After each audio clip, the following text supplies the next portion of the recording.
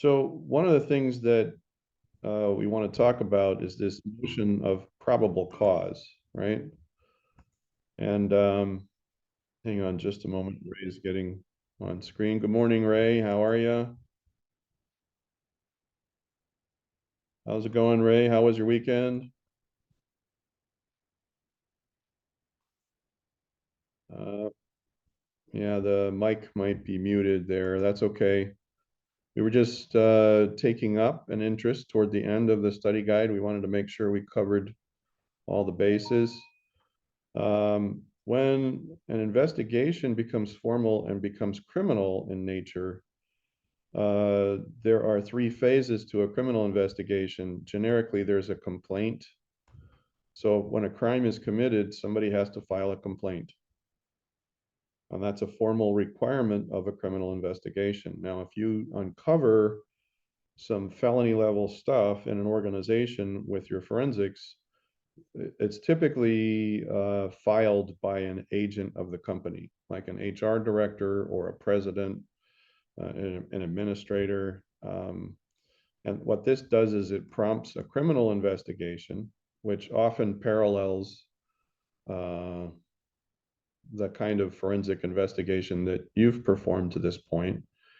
And if the digital evidence confirms that a crime has been committed, the law enforcement can file charges, or in the case of the complainant, you can file charges. So either the investigating officer can say, okay, we have a clear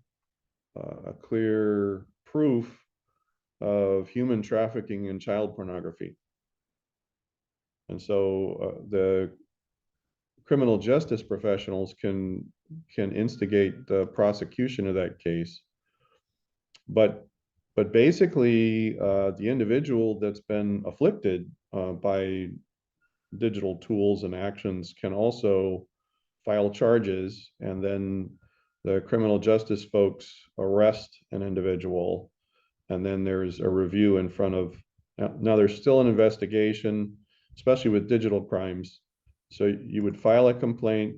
They would check the evidence and preserve the evidence, and then if they said, "Are you willing to file charges?" Oftentimes that's the tipping point for prosecution. So there's a lot of times where law enforcement or criminal justice professionals will simply ask a victim, you know, are you willing to file charges?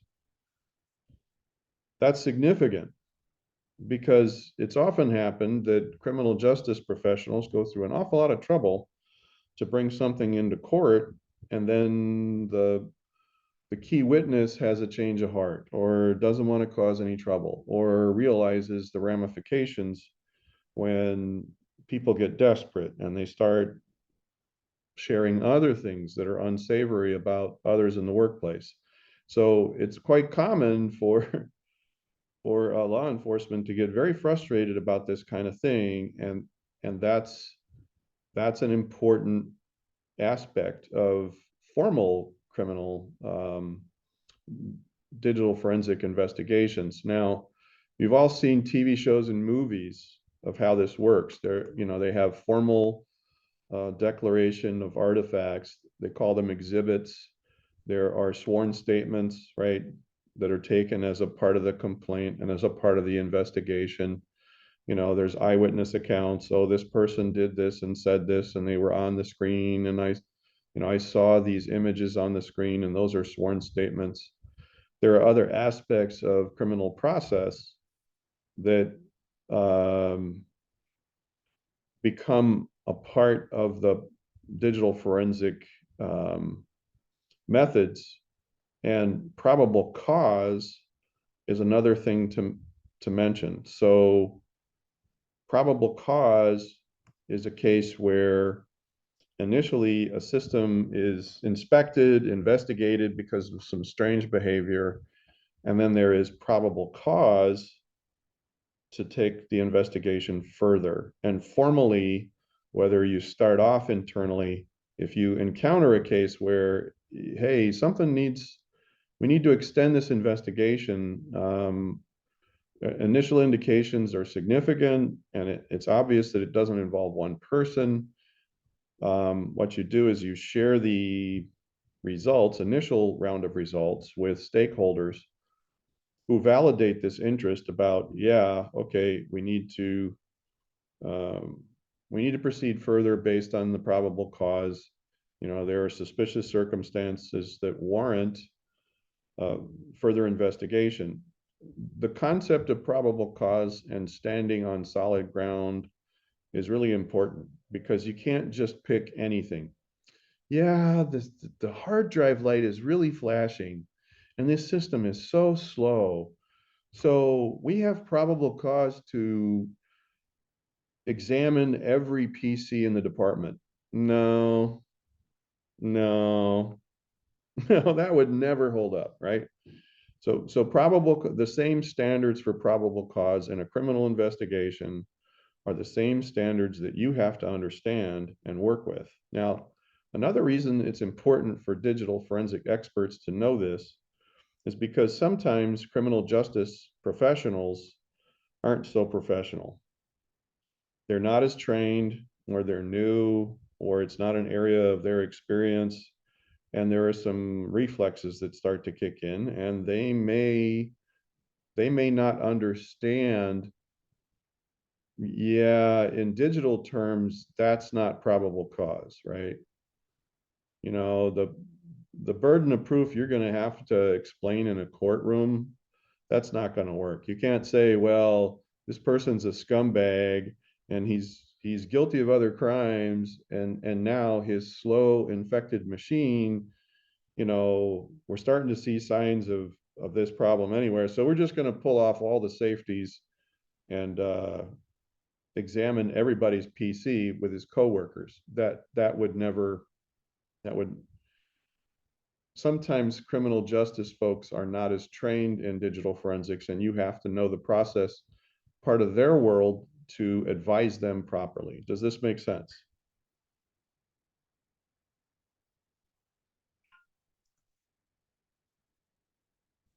You may also have to serve as a subject matter expert with a judge to explain in layman's terms the significance of the digital evidence that's discovered so that the probable cause can be validated and a judge can approve a warrant for inspection of personal property, right? So has everybody heard the term warrant?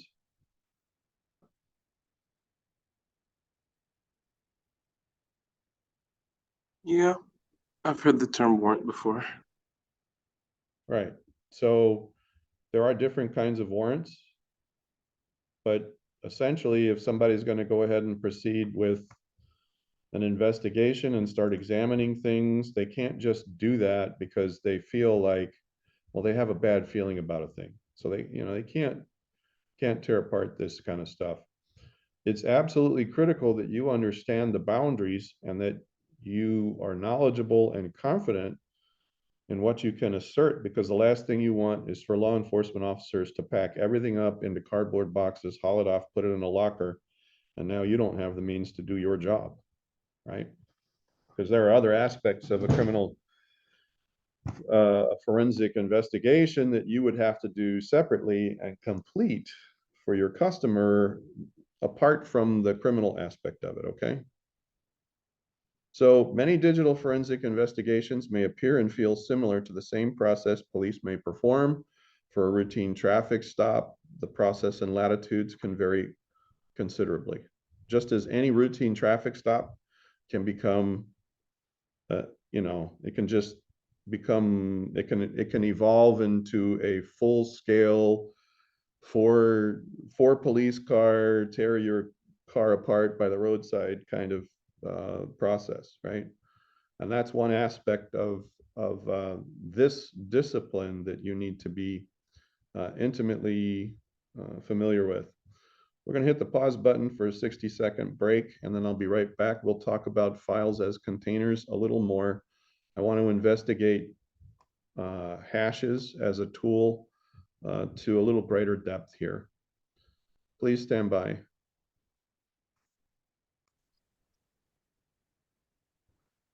Yeah, I'm here.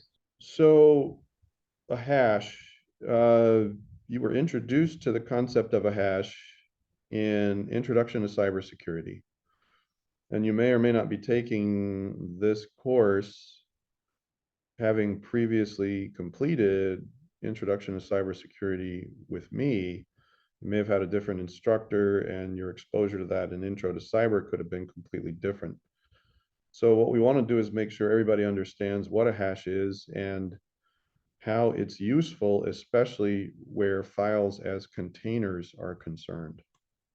There are rare cases where a change can occur inside a container and it doesn't necessarily manifest as a change in the file as a whole. So it's really important to understand exceptions to how a hash may identify changes.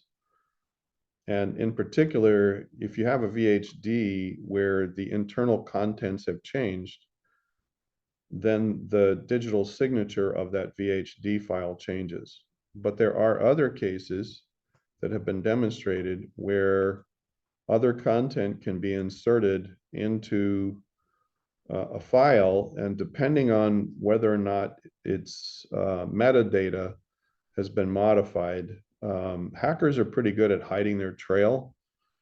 And one thing they can do is, turn a read-only flag on. And I've actually physically seen a case where the contents of an ISO were modified and a hash was repeated, and it basically returned the same result. So there are exceptions. The important thing to understand is that you always validate, you always verify, you can always authenticate that your tools are working properly, or that you're aware of specific exceptions and you can qualify those properly. A hash is a cryptographic algorithm, and it basically generates an unique output. So for any given digital file, when you apply a hash algorithm to any given data file, an output of fixed length. So the size of the file doesn't matter. It can be a 1K text file, or it can be a humongous 160 gigabyte VHD file. And yes, it takes a lot longer for the hash to calculate with 160 gigs. But the output is the same, whether it's 160 characters, as in bytes, or it's 160 gigabytes. The output is unique, as in doesn't match any other hash for any other input. Now, there are cases where a hash algorithm is flawed and something called a collision is demonstrated. A hash collision is when two different input files result in the same hash algorithm output. So what you're supposed to have are unique results for any given data file. And if the file is an exact copy, a digitally identical copy, calculating the hash against that digital copy provides definitive proof that the copy of a thing is precisely identical to the original. And when you're running analysis, this is critical because you want to be able to demonstrate in a court of law, yeah, no, I didn't modify the contents of the defendant's virtual hard disk. I did not modify the contents of the individual's image file, his document, his JPEG, his PDF. Here's the hash, right? So that cryptographic hash is also unique. That hash algorithm is also unique in that the outcome or output of that calculation, when you process a digital file with a hash algorithm, you can't take the output and then reverse it. So one aspect of encryption where hash technology is concerned is that if you take the hash of a digital file and then you try to reverse engineer it or you try to decrypt it, you do not get the original source file under any conditions whatsoever. It's not a hash by definition, if that is possible. Instead, it's a cipher that's used to encrypt and decrypt, and that's a whole different animal in terms of cryptography. Are there any, based on the information we have just reviewed, or are there any questions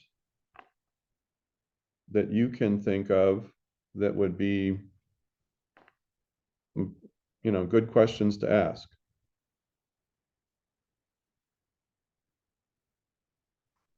Anyone?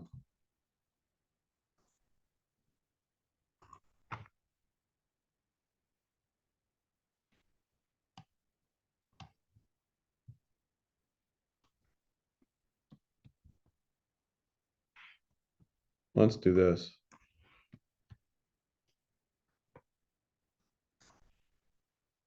One question you may want to investigate is the idea that some hashes are broken. MD5 as a hash function,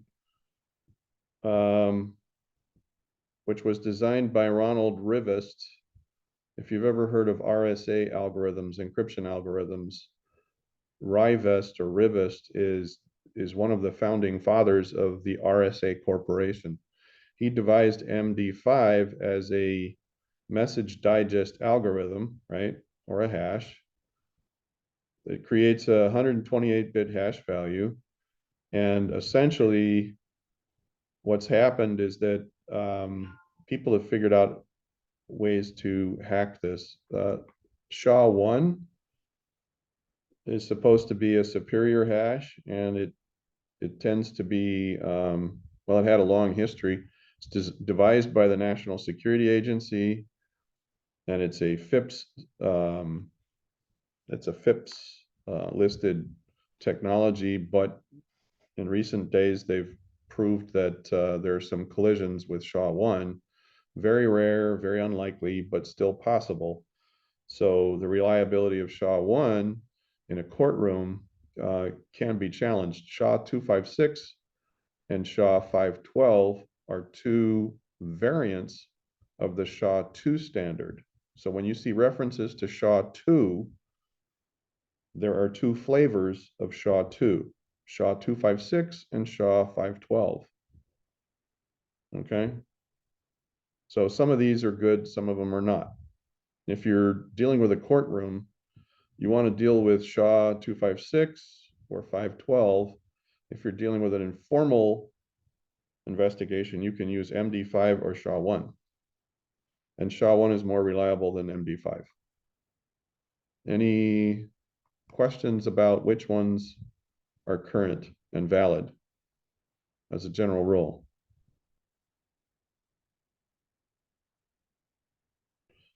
So one of the things you want to do is you want to go ahead and see what the limits of your hashing tools are. It could be that a hacker modifies the metadata associated with a specific container file, and hashing methods may not detect this. Specifically, if I go in there and I noodle around inside an install media file because I want to do something with it to corrupt it or add a payload, and then I use the attrib command to change its archive attribute. Okay, the archive attribute is used to identify files that have changed. I can change something. I can reset the archive attribute to manually impose on the file's metadata, hey, this file has not changed, even though that's not truthful. Then I can calculate a hash, and in some cases, the hash will come out identical. Okay, which, is not, it's a limitation that you need to understand. And this was recently demonstrated. In fact, that is the specific instance I witnessed directly, where there was a very subtle change to one file and one sub folder. I think it was a space that was added and a space that was removed. Well, the file changed, so the attribute changed, so the hash was different. But what was demonstrated is that once the archive attribute was intentionally modified and then the hash was recalculated, basically we got a positive result that the file had not changed, but yet we had just walked through changes. There was a one character space added to a text file at the end. Then it was removed so that the original content was there. The archive attribute was set. Because the archive attribute was different, the hash picked up on the fact that there was a change. But if I were basically trying to cover my tracks, I reset the archive attribute and then recalculated the hash, and the hash produced an identical result, because bit for bit, ones and zeros for ones and zeros, we had a precisely identical file. So a hash is not a guarantee, or it's not a good tool to detect whether or not somebody's been in your Kool-Aid reading your junk. A hash only detects if somebody's been in your Kool-Aid and some changes occurred while they were in there. If somebody is skillful enough, they can read your junk, get out of there, they can copy stuff, and if they're careful about what they're doing, they can reset the file detail precisely and then change the metadata so that it's obvious there were no changes there. That's pretty bad when you think about it. So any questions about hashing? On a Mac, you can use the terminal to calculate an MD5 or a SHA-1 hash. In Windows, you can go to the Microsoft Store and download a tool, a free tool like the Hash tool. It's called Hash Tool. And if it's in the Microsoft Store, it's supposed to be bug-free or malware-free. So that's one recommended method. You do want to use other hashing methods like in Kali and then compare results with the Hash tool. That's part of validation, calibration, and certification. Any questions? We've talked about suitable benchmarks and such, or baselines.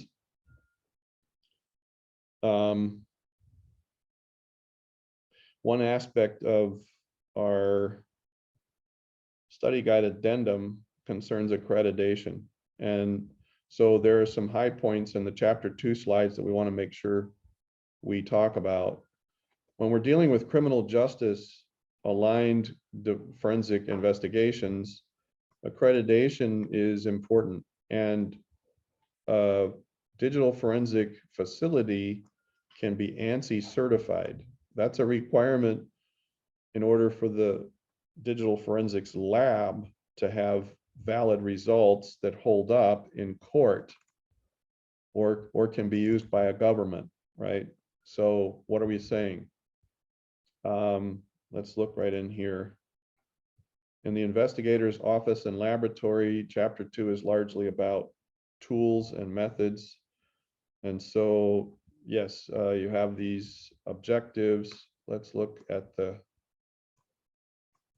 summary at the end, just to make sure we hit the high points. So a forensics lab is where you conduct an analysis, right? So digital evidence capture and collection may occur as a part of first response on site, but then that evidence is taken to a lab where the deep analysis occurs, right?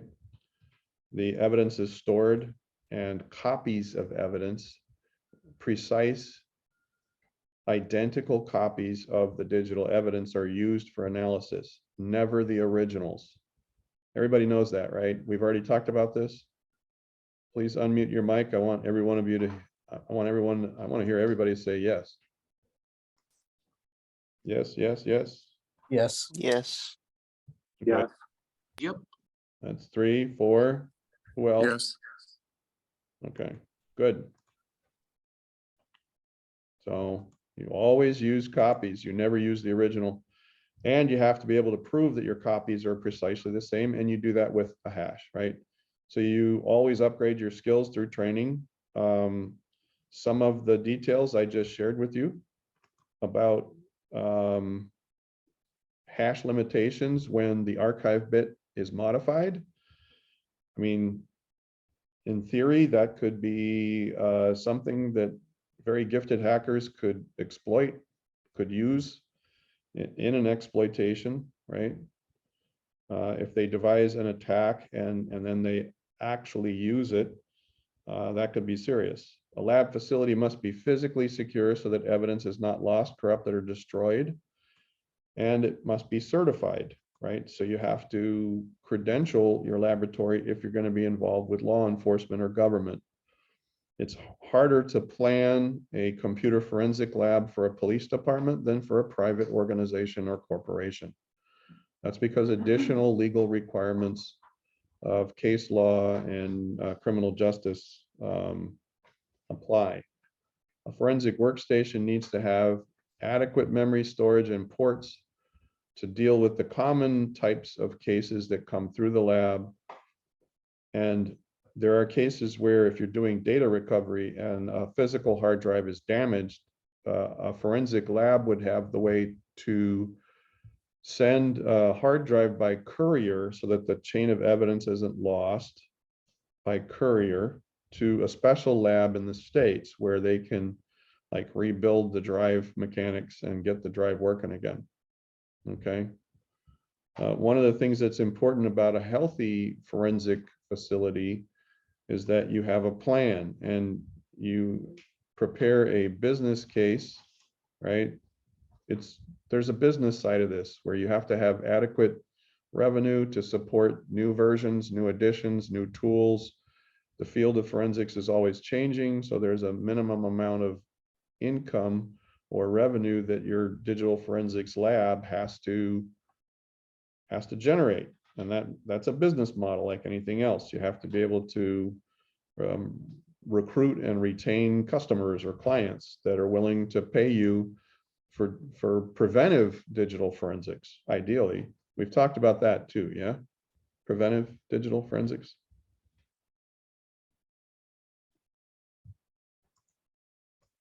How it's like underappreciated.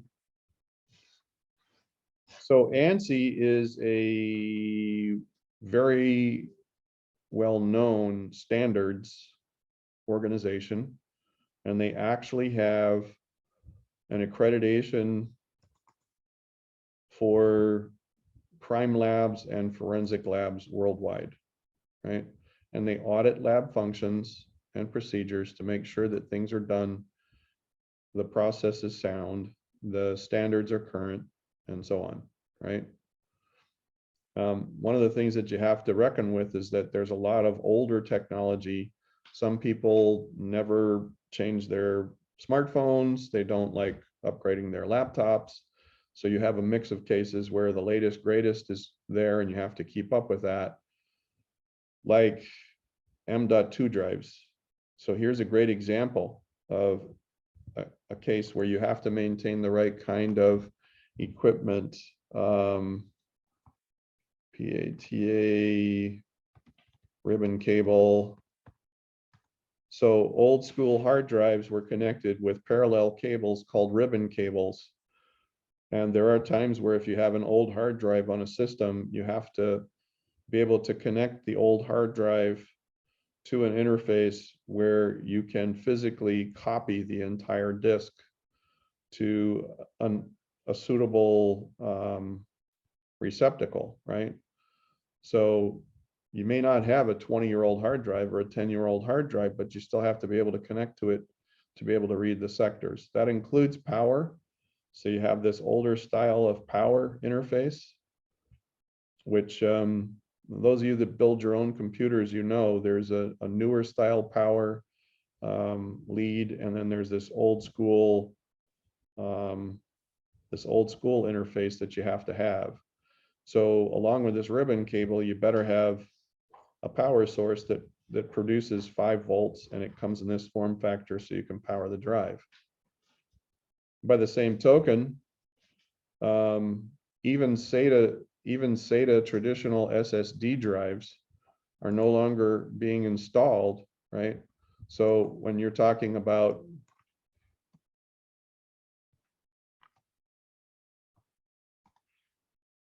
NVMe, right? Is everybody familiar with NVMe?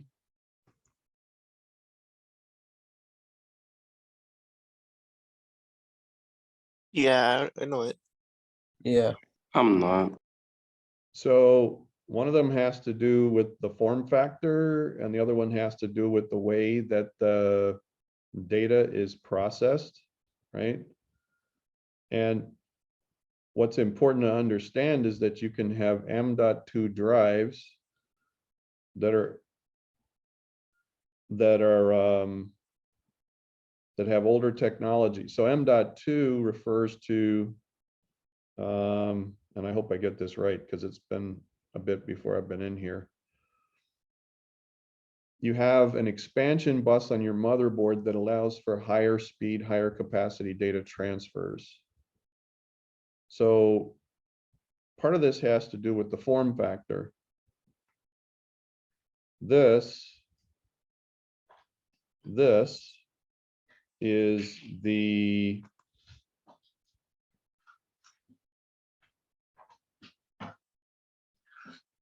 I think this is, I'm having a hard time reading the label here. Let me see if I can pull this up on screen a little All right, bigger. let's just take a minute to talk about internal storage drive interfaces, because there's So this is an area of innovation that requires constant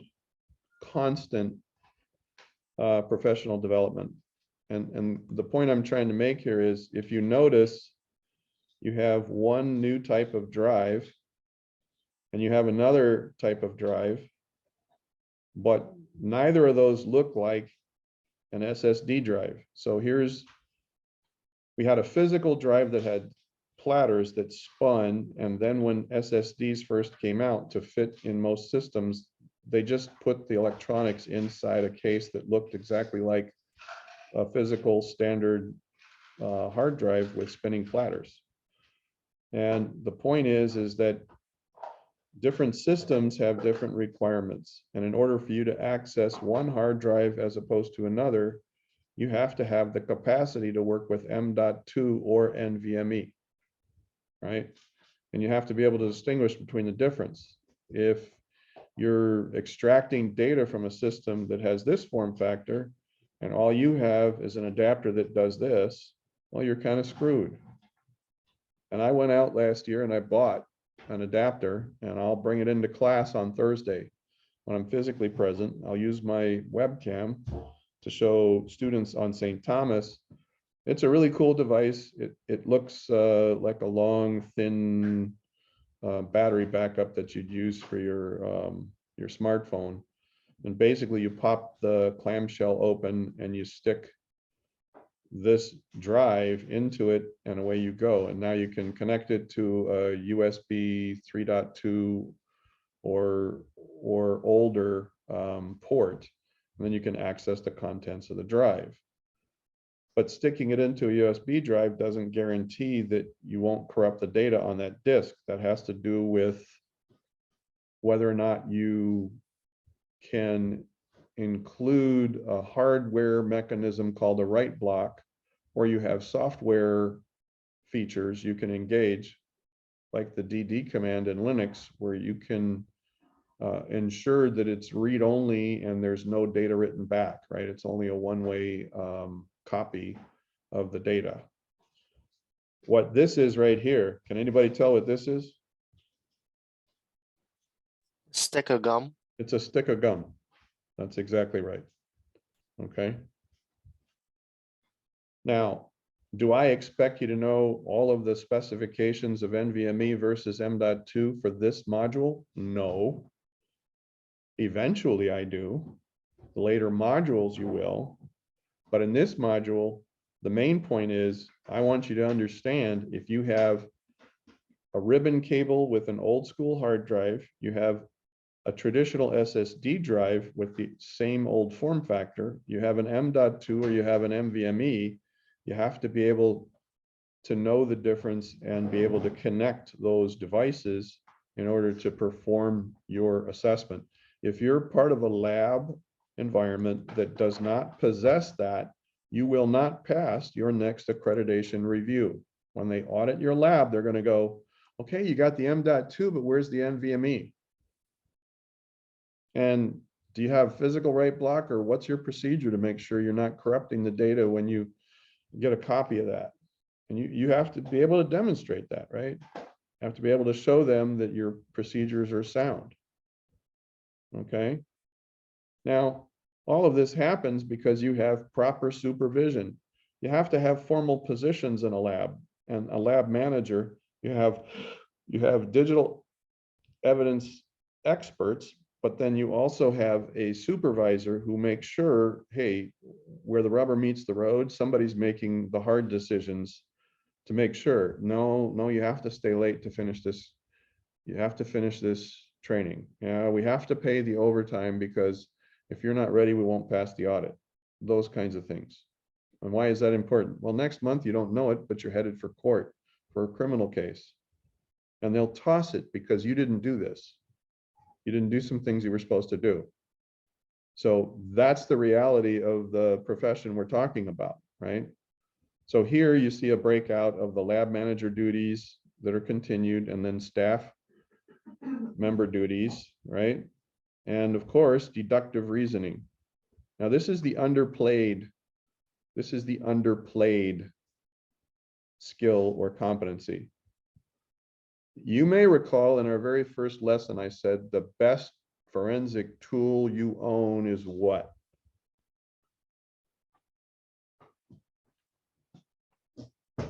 Your own powers of observation. Does anyone remember that? Yeah. Yeah, I remember it. That's it right here. Now, they don't say it in the same way, but that's the same reference. Okay, so the knowledge and training includes what? Oh yeah, you got to know everything about hardware and software. You got to know about operating system and file types. You got to know how to use the forensic tools. Yeah. But more than that, your powers of observation are, this is a short list of what you got to, these are your duties and assignments, right?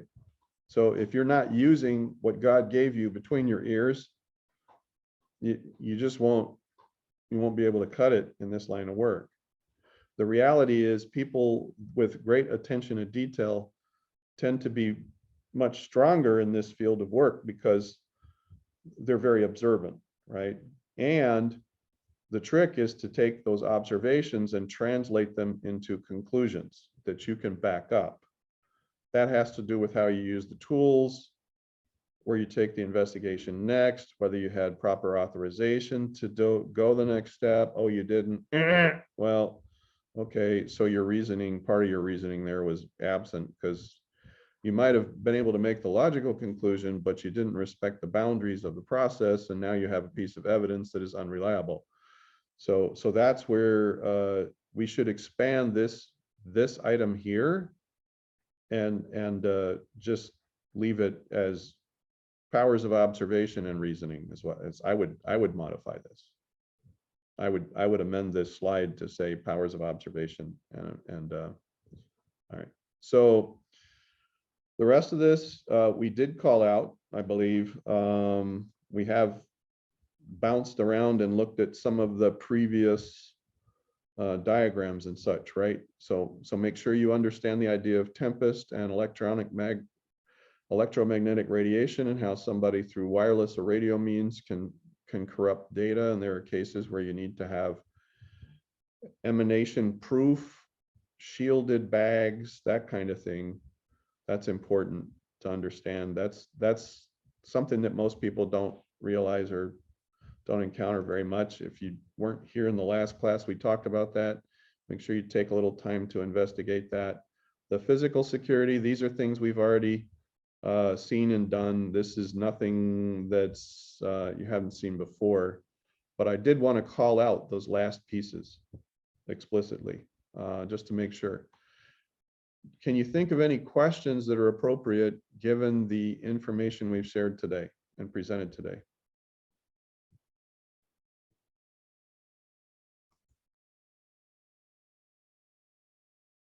Hearing none, we'll close out the session. Good luck with your first attempt of the Module 1 assessment. We'll see you on Thursday. Please be sure you complete the assessment no later than 9 a.m. Thursday morning. Bye-bye for now.